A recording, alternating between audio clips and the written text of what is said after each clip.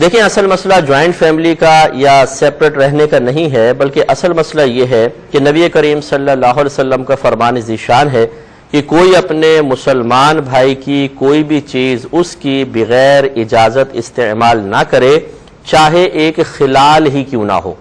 Tooth پک بھی کسی کی اجازت کے بغیر استعمال نہیں کرنی چاہیے، لیکن فقہاء نے اس کی شرح یہ لکھی ہے کہ نبی کریم صلی اللہ علیہ وسلم کے کہنے کا مقصود یہ ہے کہ اگر سامنے والا مسلمان آپ کی اس کی چیز کو بغیر اجازت استعمال کرنے کی وجہ سے ناراض ہوتا ہو تب۔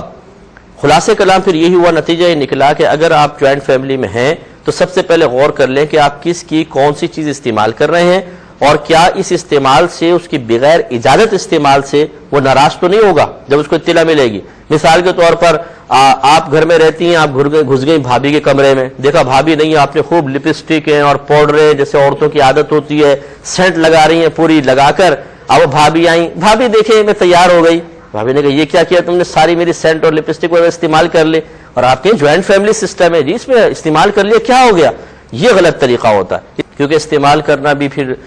اس طرح ہوتا ہے کہ بعض اوقات تو اپنی چیز اپنی سمجھ کے استعمال کی جاتی ہے، دوسرے کی چیز دوسری سمجھ کر، بعض اوقات دوسرے کی چیز بھی اپنی سمجھ کے استعمال کی جاتی ہے۔ بعض لوگ ایسے ہوتے ہیں جو اپنی چیز بھی دوسروں کی طرح استعمال کرتے ہیں، اور بعض دوسروں کی چیز دوسری ہی سمجھ کے استعمال کرتے ہیں، تو استعمال کرنے والے بھی مختلف ہوتے ہیں۔ اب اجازت دے دی جائے کہ چلو جی جوائنٹ فیملی سسٹم ہے، ناراض ہو جائیں گے، اجازت دے دیں، اپنی سینٹ تو رکھی ہوئی ہے الماری کے اندر، خواتین کی اکثر ہم نے عادت دیکھی ہے اپنا جہیز کا سارا سامان شوکیس میں لاک ہوگا،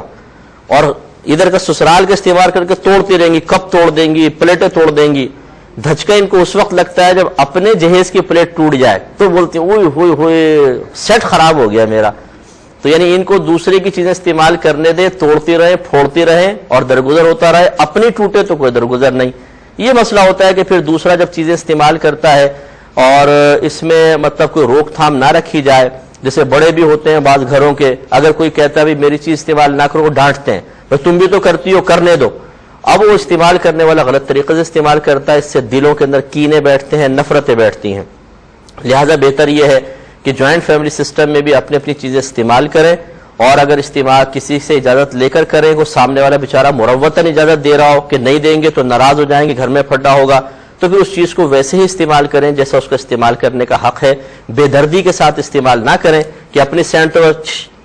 دو لگائی اور رکھ دی، اور دوسرے کی شو لگائے جا رہے ہیں ادھر بھی، تو اس سے سامنے والے کے دل پہ کیا گزر رہی ہوگی، یہ اس سے پوچھئے کہ اگر اس کو موقع مل جائے تو اسی وقت ہاتھ سے وہ چھین کر ساتھ میں 2 تھپڑ بھی شاید لگا دیتی کہ تمہیں شرم نہیں آتی میری اتنی آدھی سینٹ ختم کر دی ہے، اس کا ذرا تھوڑا سا خیال رکھا جائے۔ ایک یہ